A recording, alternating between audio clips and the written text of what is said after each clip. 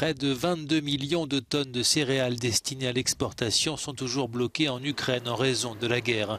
Un chiffre qui pourrait tripler d'ici l'automne alors que de nouvelles récoltes ont commencé. Mais le blocage des ports ukrainiens par la flotte russe a paralysé l'approvisionnement par voie maritime et fait grimper les prix sur les marchés. Cet agriculteur ukrainien se sent pris en étau.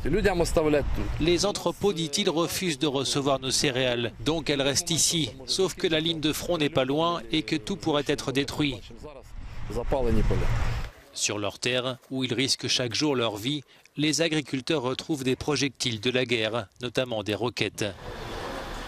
À cette période de l'année, cet entrepôt devrait normalement être vide dans l'attente de recevoir les nouvelles récoltes. Mais il est toujours rempli de céréales qui n'ont pas pu être expédiées. Le propriétaire ne sait pas quoi en faire. Nos céréales, dit-il, ne peuvent pas entrer sur le marché international parce que les ports ne fonctionnent pas. La mer était la principale route pour l'exportation.